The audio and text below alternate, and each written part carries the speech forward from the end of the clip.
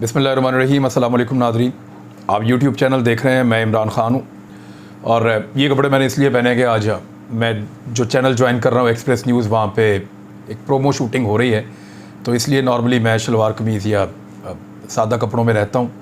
तो ये थोड़ी सी ज़रूरत होती है टीवी चैनल की, यू नो बेटर, तो उसमें ज़रा थोड़ा सा मुझे ये पहनने पड़े हैं कपड़े, तो इसी में वीलॉग मैं इसलिए कर रहा हूँ आपके सामने। अच्छा, एक तो इम्पोर्टेड हुकूमत को बहुत बड़ी मुसीबत पड़ गई है, इतनी बड़ी मुसीबत कि वो फ़ौज से मदद मांग रहे हैं। इसके ऊपर मैं आपको बताऊंगा ये क्या कर रहे हैं। असम्बलियाँ तहलील करने के बारे में भी सोच रहे हैं, यानी शहबाज शरीफ साहब और उनकी कंपनी या पाकिस्तान पीपल्स पार्टी और बाकी सारे लोग जो PDM की जमातें इस वक्त इक़्तिदार में हैं, वो मुमकिना तौर पे असम्बलियाँ तहलील कर सकते हैं। क्यों? क्योंकि कुछ चीज़ें उनके गले पड़ी हैं, वो भी मैं आपको इस वीलॉग में बताऊँगा। फ़ौज पर भौंकने वाले कुछ कुत्ते आजकल एक अलग किस्म का प्रोटोकॉल इंजॉय कर रहे हैं और आजकल कुछ अलग किस्म का प्रोपेगेंडा भी कर रहे हैं, वो भी सारा इसी वीलॉग में मैं आपको बताऊंगा। मरीम नवाज़ ने और हमज़ा शहबाज ने गुजरात में जलसा करने का फ़ैसला किया। ये शाम का जलसा था, लेकिन इस जलसे के अंदर लोग नहीं पहुँचे। लगभग 200-250 लोग बैठे हुए हैं और फिर उसके बाद इंतज़ामिया ने फ़ैसला किया कि जलसे को रात के वक्त मुंतकिल किया जाए और लोग इकट्ठे नहीं हो रहे। अब कोशिश ये की जा रही है, क्योंकि एतवार वाला दिन है, ज़्यादातर छुट्टी होती है, तो लोग बिल्कुल इस तरफ नहीं आ रहे, तो मजबूर किया जा रहा है मुख्तलिफ लोगों को कि किसी तरह भी जलसा गाह को भरा जाए और रात को लाइटें जलाकर कुछ तासुर दिया जाए कि जैसे बहुत बड़ा जलसा हो रहा है। उधर पाकिस्तान तहरीक इंसाफ ने धोबी घाट फैसलाबाद का भी रिकॉर्ड तोड़ दिया है और एक तारीख़ी नौइयत का बड़ा जलसा किया है। सबसे बड़ी खबर और पहली खबर तो आप ये ले लें कि तेल की कीमत में इजाफा करना है या फिर कौमी असम्बली को तहलील कर देना है। इन दोनों में से एक चीज़ करनी पड़ेगी हुकूमत को। नवाज शरीफ के पास तो ये गए थे और इसहाक डार के पास भी गए थे कोई हल ढूंढने के लिए, लेकिन उनके पास भी पाकिस्तान के इन मसाइल का कोई हल नहीं है जिसमें इम्पोर्टेड हुकूमत पाकिस्तान को ले गई है। यानी जब डॉलर की कीमत थोड़ी सी कम हो गई थी इमरान खान साहब की हुकूमत के खात्मे और शहबाज शरीफ की हुकूमत आने पर, तो पहले दिन की इनकी हुकूमत थी, इन्होंने बगलें बजाई, सेलिब्रेट किया। इवन DGI SPR ने भी इनको इंडोर्स किया और ये सब कह रहे थे ये सब शहबाज शरीफ की वजह से हुआ है। ये कहते रहे हैं कि हमें हुकूमत मिलेगी हम आते ही, क्योंकि तो तजुर्बाकार लोग हैं। पेट्रोल की कीमत 70 रुपये की कर देंगे, ज़्यादा से ज़्यादा 100 रुपये का होना चाहिए। डॉलर जो है वो 130 रुपये, 135, 140 इसके बीच में कहीं ले आएंगे। बिजली 12 रुपये का यूनिट कर देंगे और तमाम चीज़ें पाकिस्तान में सस्ती कर देंगे। ये कहते रहें, बार बार कहते रहें, लेकिन हुआ क्या? इनकी हुकूमत आने के बाद बजाय सस्ती करने की चीज़ें इन्होंने सारी की सारी महंगी कर दी हैं। और अब पेट्रोल महंगा करने से इसलिए डर रहे हैं कि उसके बाद महंगाई का एक और तूफान आएगा। इमरान खान साहब ने मईशत को संभाल लिया था और उनके फार्मूले के मुताबिक चीज़ें चल रही थी। इमरान खान ने पाकिस्तान के इदारों को यह बताया कि कोई एडवेंचर ना कीजिएगा या होने ना दीजिएगा, क्योंकि उसके नताइज में आपकी इकॉनमी बैठ जाएगी, लोगों का कॉन्फिडेंस ख़त्म हो जाएगा। और वो तजुर्बा किया गया और पाकिस्तान की इकॉनमी उसका बोझ नहीं उठा सकी और मौजूदा नाअहल हुक्मरान जो जोकरों की इम्पोर्टेड हुकूमत है वो कुछ भी नहीं कर पा रहे। अब उनको ये पता चल गया या तो उनको कड़वे घूंट करने पड़ेंगे। वो जो इमरान खान साहब कहते थे कि पेट्रोल महंगा करना मजबूरी है और ये उनको गालियां देते थे, अब इनको पेट्रोल भी महंगा करना पड़ेगा। यानी पेट्रोल 200 रुपये लीटर तक चला जाएगा, डीजल 225 रुपये लीटर तक चला जाएगा। ये करने वाले हैं इस मुल्क के साथ। बिजली 4 मरतबा महंगी कर चुके हैं, इनको दोबारा महंगी करनी पड़ेगी।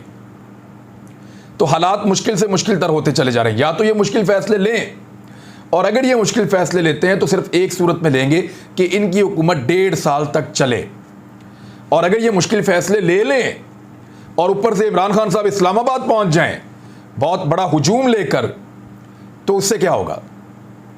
एक तो मुश्किल फैसले ले लिए होंगे, अवाम वैसे ही खिलाफ हो जाएगी और इमरान खान साहब और अवाम इनके असाब पर सवार होकर नए इलेक्शन में ले जाएंगे, तो इलेक्शन में इनके पल्ले कुछ नहीं बचेगा। सारी सूरत हाल का जायजा लेने के बाद एक नतीजे पर पहुंचे हैं और जिन चीज़ों पर बहस हुई मैं आपको बता देता हूं। एक तो यह कि अभी भी डैमेज कंट्रोल किया जा सकता है, फौरी तौर पे इलेक्शन अनाउंस करवाया जाए और इमरान खान की हुकूमत पे सारे इल्ज़ामात शिफ्ट कर दिए जाएं और इलेक्शन में जाएं। लेकिन वहाँ लोग और मीडिया ये पूछेंगे कि आप तो बहुत तजर्बाकार थे, आप तो कह रहे थे इसको ठीक किया जा सकता है। इमरान खान ने कहा था मैं तो ठीक कर रहा था, तो आपने उससे छीना, उसको भी नहीं चलाने दिया और खुद लाके बर्बाद कर दिया। और अब जब आपसे नहीं चला, आपकी सांस फूल गई, आप नाअहल साबित हुए, तो उसके बाद आपने हुकूमत ख़त्म कर दी। पहला सवाल ये उठाया जाएगा। दूसरा एक ऑप्शन इनके दिमाग में ये है कि पाकिस्तान पीपल्स पार्टी को ये कहा जाए कि आप हुकूमत बना लें, हम आपका साथ दे देते हैं। क्योंकि जरदारी साहब बज़ेद है ना कि अभी इलेक्शन नहीं करवाने, तो जरदारी साहब आप हुकूमत बना लें, हम आपका साथ दे देते हैं। लेकिन इसका जो एक बहुत बुरा असर पड़ेगा पीएमएलएन पे वो ये कि पीएमएलएन ने हाथ खड़े कर दिए कि हमसे नहीं चलता पाकिस्तान, पीपल्स पार्टी चला ले। तो जो भी ऑप्शन, जिस ऑप्शन की तरफ भी ये जाते हैं, वहां पे इनको दिक्कत पेश आती है, मुश्किलात पेश आती हैं। सिर्फ एक ऑप्शन बाकी रह गया है और वो ऑप्शन है नए इंतखाबात करवाने का। पाकिस्तान के इदारे ये चाहते हैं कि कुछ ना कुछ करके बजट पास करवा लिया जाए। अब अगर इन्होंने हुकूमत को कंटिन्यू करना है और 1.5 साल तक चलाना है और ये सारा बोझ अपने ऊपर उठाना है, तो फिर चीज़ों को बहुत महंगा करेंगे, महंगाई की एक वेव आएगी। और जो इन्होंने पाकिस्तान के ख़जाने के साथ और पाकिस्तान के साथ आते ही कर दिया है, वो महंगाई की वेव तो अब आएगी। क्योंकि IMF भी नहीं मानेगा और पेट्रोल इनको महंगा करना पड़ेगा, बड़े सख्त इनको फैसले करने पड़ेंगे। और अगर मिसाल के तौर पे ये फैसले करने के काबिल अपने आप को नहीं समझते, तो फिर ये फौरी तौर पे असम्बलियां तहलील करके इलेक्शन में भी जा सकते हैं। ये है अब तक की सबसे बड़ी और सबसे इंपॉर्टेंट खबर। यहां पे शहबाज शरीफ साहब से मंसूब एक स्टेटमेंट है, वो मैं आपके सामने रखता हूं और आपके रोंगटे खड़े हो जाएंगे वो कह क्या रहे हैं। यानी पेट्रोल की कीमत बढ़ाने के फैसले में भी वो कह रहे हैं कि आर्मी चीफ हमारा साथ दें और ये फैसला कौमी सलामती कमेटी करे। ये शहबाज शरीफ साहब का मौक़िफ़ है।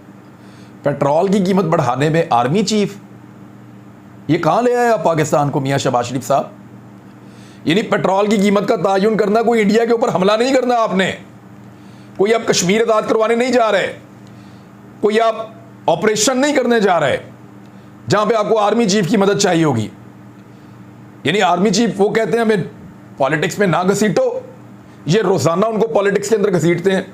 यानी शहबाज शरीफ ये चाहते हैं कि पेट्रोल की कीमतें बढ़ाने पर और उनके गलत फैसलों पर जो गालियां उनको पढ़नी है, उसका एक हिस्सा जरूर आर्मी चीफ को पढ़ना चाहिए।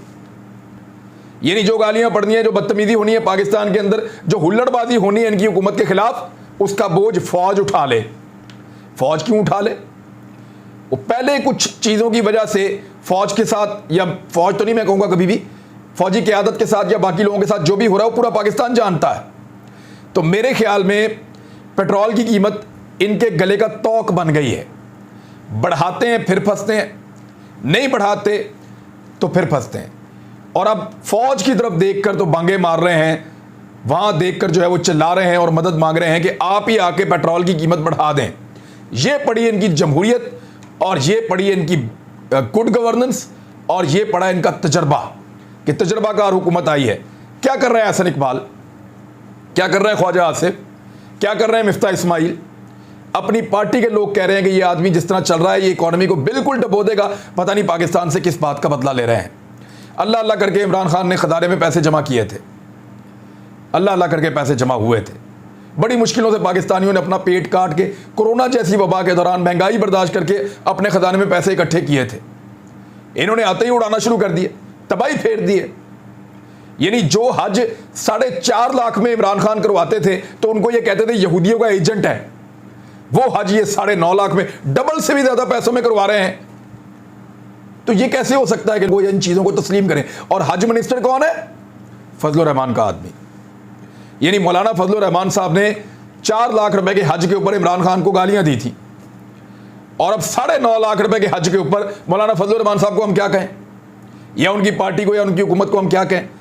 बहरहाल बहुत मुश्किल हालात हैं मौजूदा हुकूमत के लिए और सख्त माशी फैसले करने से नून लीग ने इनकार कर दिया। बुज़दिल है ऐसा लगता है, और इससे बड़ी बुज़दिली और क्या होगी। वज़ीर आज़म ने इत्तेहादियों का इजलास बुला लिया है शहबाज शरीफ ने, और ये कहा है कि फैसले अभी करने पड़ेंगे कि कंटिन्यू करना है या नहीं करना, क्योंकि बहुत ज़्यादा कीमतें पाकिस्तान में बढ़ जाएंगी, रिलीफ देना मुश्किल हो जाएगा। IMF के साथ डील करने में मुकम्मल तौर पे ये हुकूमत नाकाम रही है। फिलहाल उन्होंने ये फैसला किया कि कीमतें ना बढ़ाएं, लेकिन मिफ्ता इस्माइल ने अपनी ट्वीट में बताया कि हमें ये कीमतें बढ़ानी पड़ेंगी। इसको कहते हैं सर मुंडवाते ही ओले पड़े, कालियां के टोए पंजाबी में कहते हैं। ये इनकी हालत हो गई है कि हुकूमत तो बना ली, कब्जा तो कर लिया इस मुल्क के ऊपर, लेकिन इस मुल्क को चलाना कैसे ये नहीं पता। ना इनके हैंडलर्स ने इनको बताया कैसे चलाना है, ना इनको खुद बताया कि इस मुल्क को कैसे चलाना है। सिर्फ मुल्क के ऊपर इनको कब्जा करना था। तो इतने दावे कर रहे थे, ये कर देंगे, वो कर देंगे, दूध की नहरें, शहद की नहरें हम आ रहे हैं, हम कर देंगे, कंट्रोल करेंगे। वो शहबाज शरीफ का प्रोमो बनाया, ऐसे करके कायदे आज़म की फोटो देख रहा है, ऐसे करके सिग्नेचर कर रहे हैं, ऐसे करके। वो ऐसा शानदार प्रोमो, ये जैसे मैंने आज कपड़े पहन लिए, इससे भी अच्छे कपड़े पहने हुए थे। और वो प्रोमो जनाब शहबाज शरीफ साहब का शूट हो रहा है, पता नहीं क्या काम करने जा रहे हैं। और शहबाज स्पीड, यानी सुबह 6 बजे काम पे आने वाला 6 दिन से काम पे ही नहीं आया। वो अपने भाई के पास गए हो, उनसे पूछने बताओ मुल्क कैसे चलाएं, हमें तो नहीं पता। और उन्होंने कहा हमें कौन सा पता था मुल्क चलाने का। सारा का सारा बेड़ा गर्क करके रख दिया। एक हुकूमत चल रही थी, अच्छी खासी चल रही थी, सिर्फ अपने केसेस से बचने के लिए, सिर्फ इलेक्टोरल रिफॉर्म से बचने के लिए, सिर्फ इसलिए कि आपकी सियासत खत्म हो रही थी, सिर्फ इसलिए कि ओवरसीज पाकिस्तानियों को वोट डालने का हक मिल रहा था, सिर्फ इसलिए कि धांधली के इम्कानात इलेक्ट्रॉनिक वोटिंग मशीन आने के बाद खत्म हो रहे थे, सिर्फ इसलिए कि एहतसाब तगड़ा होता चला जा रहा था। इन चीज़ों से डर के और जेलों में जाने से डर के इन्होंने ये कार्रवाई डाल दी पाकिस्तान के साथ। फायदा इन चंद खानदानों का और नुकसान पूरे पाकिस्तान का हो गया है। लेकिन इस वक्त ये जहां आकर पहुंच गए हैं, वहां से तो ये सारे के सारे लोग यही दुआ कर रहे होंगे कि वापस वहीं पे कहीं टाइम घूम के चला जाए। और हमने किस वक्त, किस मनहूस घड़ी हमने इमरान खान के खिलाफ तहरीक अदम एतमाद जमा करवाई थी, वो ना करवाई होती तो आज उनकी पार्टियों की ये दुर्गत ना बन रही होती। अच्छा, एक चीज इसमें क्लियर कर लें, इस वक्त जब मैं बात कर रहा हूं तो फैसलाबाद वाला जलसा हो रहा है और इमरान खान साहब खिताब करने वाले हैं, तो उसके ऊपर मैं बाद में आपको बताऊंगा। कुछ इंपॉर्टेंट चीज़ें आपके साथ शेयर करनी है। श्रीलंका के ऊपर पूरे जो मामला हैं श्रीलंका के, उस पर मैंने एक पूरी वीडियो बनाई और वो कैसे पाकिस्तान के साथ रिजेंबल करता है वो भी आपको बताऊंगा। और एक मैंने काफ़ी दिन लगा के मैंने और मेरी टीम ने और कुछ अपने सोर्सेज भी इस्तेमाल किए, कुछ लोगों से मुझे मिलना भी पड़ा, इस्लामाबाद भी 2 दफ़ा जाना पड़ा। हमने इकट्ठा किया कि अमेरिका को इमरान खान से कौन से 13 प्रॉब्लम थे, 13 पॉइंट्स हैं जो लिखे गए हैं पाकिस्तान के अंदर और पाकिस्तान के इदारों के अंदर, ये महफूज हैं, इमरान खान साहब भी जानते हैं। वो 13 चीज़ें हैं जिन पे इमरान खान साहब के ऊपर एतराज़ किया गया था। वो 13 की 13 चीज़ें मैं एक और वीलॉग में आपको बताऊंगा। मामला यह है कि नवाज शरीफ साहब ने इत्तेहादी जमातों के सरबराहान को टेलीफोन करना शुरू कर दिया। उन्होंने आसिफ जरदारी से बात की, मौलाना फजल रहमान से बात की, सरदार अख्तर मेंगल से बात की, खालिद मकबूल सदीकी से बात की, खालिद मक्सी, महमूद अचकजई और दीगर सबसे उन्होंने बात की। और उन सबका तरला मिन्नत कर रहे हैं कि कुछ भी करो, इस सिचुएशन से निकलने का बंदोबस्त करो। पाकिस्तान पीपल्स पार्टी के अलावा बाकी लोगों के लिए तो बहुत बुरा हुआ है और पीपल्स पार्टी भी ये जानती है कि इस वक्त जो मोमेंटम चल रहा है, हो सकता है कराची में, हैदराबाद में और इंटीरियर सिंध में पाकिस्तान तहरीक इंसाफ ज़्यादा सीटें जीत जाए। शहबाज शरीफ साहब जो है वो आइंदा 2 दिनों के अंदर कौम से खिताब भी कर सकते हैं। तो उल्टा फंस गए हुकूमत बनाने के बाद। उधर शहबाज गिल ने एक लेटर लिखा है इमरान खान साहब की सिक्योरिटी को बढ़ाने के लिए। सेक्रेटरी दाखिला को उन्होंने लिखा कि साबिक वज़ीर आज़म इमरान खान साहब की सिक्योरिटी को कंप्रोमाइज़ किया जा रहा है। और कल वाले वाक़े में DPO हसन, जिसको मरियम नवाज ने शाबाश दी थी, शाबाश हसन, जैसे कोई अपने बच्चे को शाबाश देता है, तो वो हसन ने जो कुछ किया, जिस तरीके से किया, उसके ऊपर बड़े सवालात खड़े हो गए हैं। उसने पाकिस्तान के मकबूल तरीन सियासी लीडर को कल अवाम और बहुत बड़ी तादाद में हुजूम के मरहून मिन्नत छोड़ दिया। यानी वहाँ पे हुजूम मौजूद था, बहुत बड़ी तादाद में लोग मौजूद थे। कोई भी वाक़या हो सकता था, खुदा न खास्ता कोई भी दहशतगर्दी हो सकती थी, उन लोगों के बीच में कोई कातिल शामिल हो सकता था, उन लोगों के बीच में कोई मुखालिफ शामिल हो सकता था या कोई एजेंट भी शामिल हो सकता था। ये बड़ा ख़तरनाक काम था जो कल किया है DPO हसन ने। सिर्फ हमजा शहबाज और मरियम नवाज़ की ज़िद को पूरा करने के लिए, सिर्फ उस प्लान को पूरा करने के लिए जो हमजा शहबाज के दफ्तर में कुछ लोगों ने मिलकर उनके साथ बनाया था चंद दिन पहले, और उसको अमली जमा पहनाने के लिए वो किसी भी लेवल तक गया और उसने इमरान खान की जान को ख़तरे में डाल दिया। तो इस डीपीओ को आने वाले दिनों में बहुत मुश्किलात का सामना करना पड़ेगा, क्योंकि ये आदमी कम से कम रजिस्टर्ड हो गया है। एक और चीज़ मैं आपको बताता हूँ, हमाद अजहर साहब ने एक ट्वीट किया और बात बिल्कुल ठीक है। उन्होंने कहा एक तरफ कह रहे हैं कि तेल की कीमतें ना बढ़ाकर इमरान खान ने बड़ा जुल्म किया है, दूसरी तरफ कहते हैं कि हम भी नहीं बढ़ाएंगे। भाई अगर ना बढ़ा के इमरान खान ने जुल्म किया तो तुम बढ़ा के देख लो। तुमने तो कहा था कि 100 रुपए से नीचे करेंगे, 70 रुपए का पेट्रोल करेंगे। 70 रुपए का ना दो, तुम बढ़ा के देख लो। अगर इमरान खान ने जुल्म किया तो तुम तो ना करो। लेकिन फिर कहते हैं साथ में शायद बाद में हम बढ़ा दें। इस तरह तो करियाने की दुकान नहीं चलती जैसे ये मईशत चला रहे हैं। और एग्जैक्टली ऐसी ही बात है कि इस तरह वाकई नहीं चलती जिस तरह ये मईशत चला रहे हैं। और इसके अलावा मिफ्ता इस्माइल के और मौजूदा हुकूमत के मुख्तलिफ लोगों के बयानात को मीडिया के अंदर अब शेयर किया जा रहा है। बताया जा रहा है कि कैसे ये बिजली की कीमतों पे, पेट्रोल की कीमतों पे, घी की कीमतों पे, गैस की कीमतों पे, चीनी की कीमतों पे, इन तमाम चीज़ों की कीमतों के ऊपर कैसे ये शोर मचाते थे। और आज उन तमाम चीज़ों की कीमतें इन्होंने हुकूमत में आने के बाद बढ़ा दी हैं। तो लोगों के पास एक नैरेटिव और आ गया। एक तो बयानिया ये है कि अमरीकी साजिश का ये लोग हिस्सा बने और इन्होंने इमरान खान की हुकूमत को गिरा दिया। और मीर जाफर और मीर सादिक पाकिस्तान के अंदर मौजूद हैं, जिनके बारे में इमरान खान साहब आहिस्ता आहिस्ता बता रहे हैं। एक तो ये, दूसरा इनकी शक्लें देखकर लोग परेशान हो गए कि भाई ये इमरान खान के 3.5 साल के बाद वही सारे वापस आने लगे हैं जो 40 साल से मुल्क को लूट रहे थे। और तीसरा, ये जो इनका तजर्बाकारी का एक भरम था वो भी टूट गया। बेड़ा ही गर्क हो गया उनके इस भरम का भी, क्योंकि कुछ भी नहीं कर पाए हुकूमत में आने के बाद ये लोग।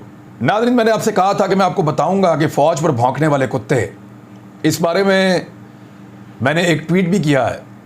कुछ लोग इससे फ़ायदा उठा रहे हैं और फ़ौज और लोगों में लड़ाई को बढ़ाना चाहते हैं। मैं क्लियर करना चाहता हूं कि जो लोग फ़ौज पे भौंकने का, जिनका पुराना रिकॉर्ड है और वो कई सालों से अपने बैरूनी आकाओं के कहने के ऊपर उनके एजेंट बन के पाकिस्तान की फ़ौज पे और रियासत पे भौंकते हैं, मैं उन सबको ये बताना चाहता हूँ कि हमारा सिर्फ एक मामले पर इत्तफाक नहीं है। सिर्फ एक मामला है जहां इख्तलाफ है, और वो भी पूरी फौज से नहीं है। हमें पता है, उनको भी पता है कहां पे है। एक छोटा इख्तलाफ है, ये टाइम निकल जाएगा। ये हमारे आपस के भाइयों की बात है। इस इख्तलाफ में से हम निकल जाएंगे, सुलझा लेंगे मामले को और फिर मिल के आपकी मंजी ठोकेंगे इंशाअल्लाह। उसकी तैयारी रखिएगा। तो नाज़रीन, ये अब तक की सूरत हाल है। फैसलाबाद का जलसा बहुत तारीखी नौइयत का हो रहा है। अभी जब मैं बात ख़त्म कर रहा हूँ अभी भी जलसा चल रहा है। जलसे के बाद उसको रिपोर्ट करेंगे और फिर आपको श्रीलंका के हालात और कुछ पॉइंट्स हैं जो आपसे मैंने शेयर करने हैं अगले वीलॉग्स में। अब तक के लिए इतनी, अपना ख्याल रखिएगा, अपने चैनल का भी। अल्लाह हाफ़िज़।